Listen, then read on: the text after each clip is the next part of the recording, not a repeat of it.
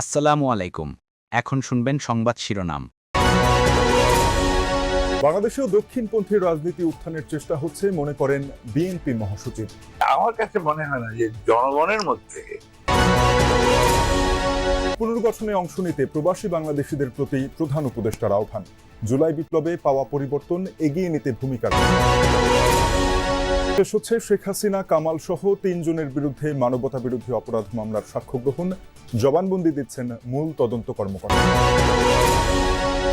সুশীল সমাজের সাথে চলছে ইসির সংলাপ, সুষ্ঠু নির্বাচন আয়োজনে নেওয়া হচ্ছে মতামত, আরপিও সংশোধন সহ কমিশনের ভূমিকা তুলে ধরেন। এতক্ষণ শুনছেন সংবাদ শিরোনাম, এখন শুনবেন বিস্তারিত। জামায়াতে ইসলামী লাইমলাইটে এলেও জনমনে খুব বেশি প্রভাব পড়েনি। দলটি খুবই সংগঠিত হলেও ভোটে জিতে যাওয়া সম্ভব নয় বলেও মনে করেন বিএনপি মহাসচিব। নিউ ইয়র্ক থেকে মাহফুজ মিশুর রিপোর্ট। ৫ আগস্টের পর রাজনীতির মাঠে বিএনপির প্রধান প্রতিদ্বন্দ্বী জামায়াতে ইসলামী বাংলাদেশ।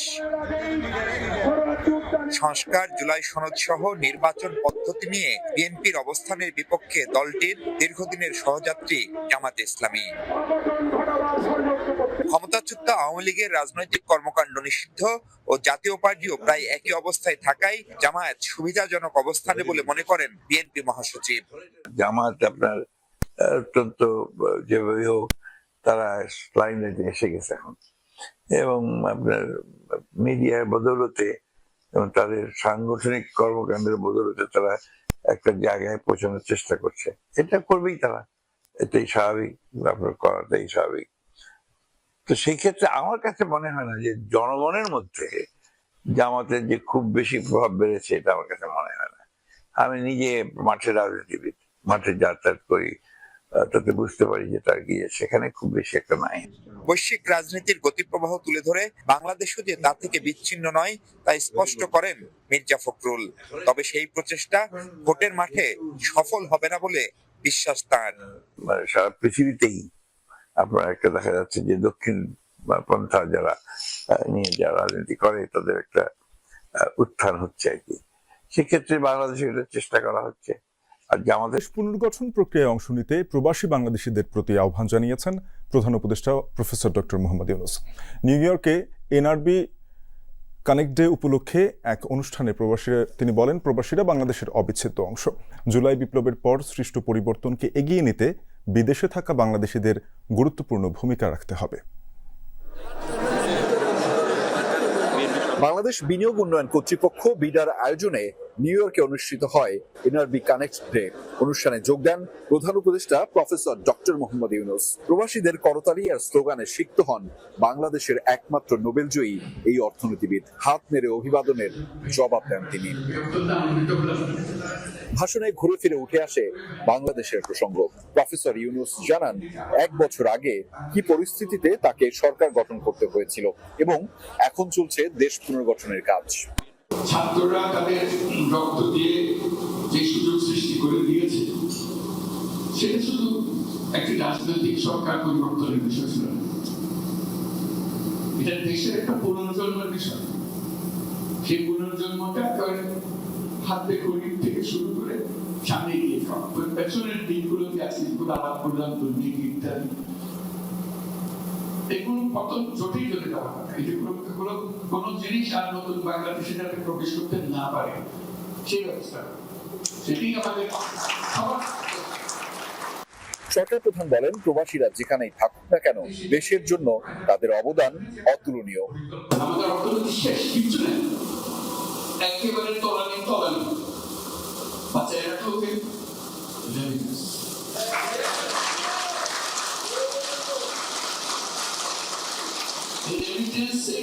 নতুন বাংলাদেশের জন্ম দিয়েছে।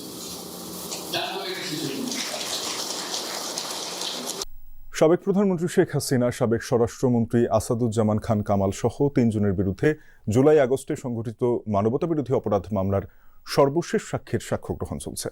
মামলার মূল তদন্ত কর্মকর্তা মোহাম্মদ আলমগীর আন্তর্জাতিক অপরাধ ট্রাইব্যুনাল 1-এ 54তম সাক্ষী হিসেবে জবানবন্দি দিচ্ছেন। এ সময় প্রসিকিউশনের পক্ষ থেকে তদন্ত কর্মকর্তার জবানবন্দির অংশবিশেষ ও জব্দ করা ভিডিও প্রদর্শন করা হয় ট্রাইব্যুনালে। এর আগে গত 24 সেপ্টেম্বর মামলার 22তম দিনের সাক্ষ্য গ্রহণে বিশেষ তদন্ত কর্মকর্তা ও প্রসিকিউটর তানভীর হাসান জোহা সাক্ষ্য দেন।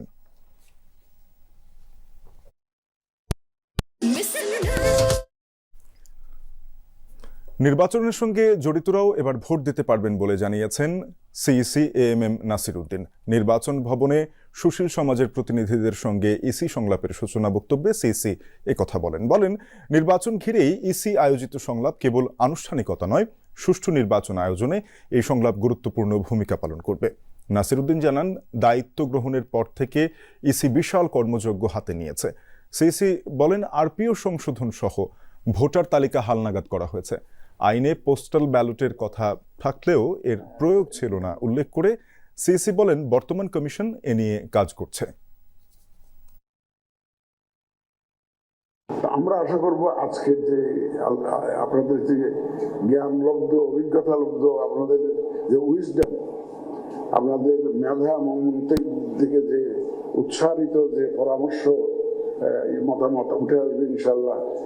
আমি মনে করি এটা আমাদেরকে অত্যন্ত, আমাদের কাজকর্মে এই অত্যন্ত গুরুত্বপূর্ণ ভূমিকা রাখবে।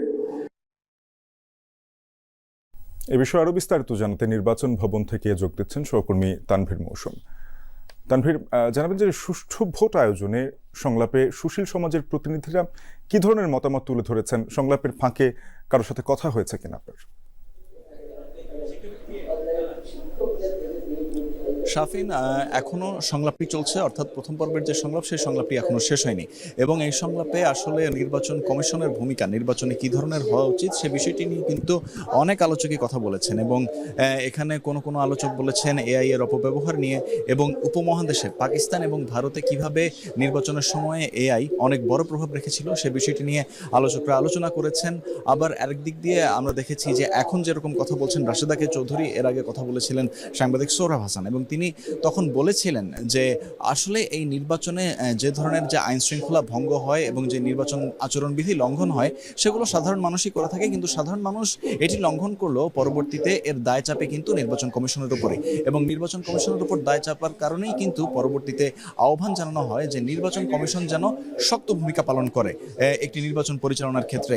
এক্ষেত্রে তারা বলেন যে এই সরকারের ক্ষেত্রেও যদি সরকারের প্রভাবশালী কারো ক্ষেত্রেও যদি নির্বাচনী আচরণবিধি ভঙ্গ এবং নিয়ম নীতি ভঙ্গের ব্যাপারে অভিযোগ থাকে তাহলে যেন সে বিষয়টি নিয়ে তারা শক্ত অবস্থান নিতে পারেন সে আহ্বান জানানো হয়।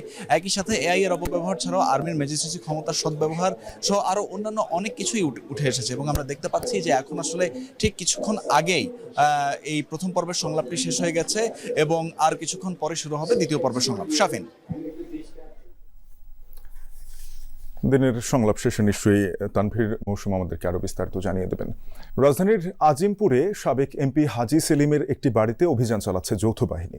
সেখানে সেলিম পরিবারের ব্যবহৃত 6টি গাড়ির সন্ধান মিলেছে। ঘটনাস্থল থেকে যোগ দিচ্ছেন সহকর্মী রাব্বি সিদ্দিকী। রাব্বি, আজিমপুরে যৌথ বাহিনীর অভিযানের বিষয়ে বিস্তারিত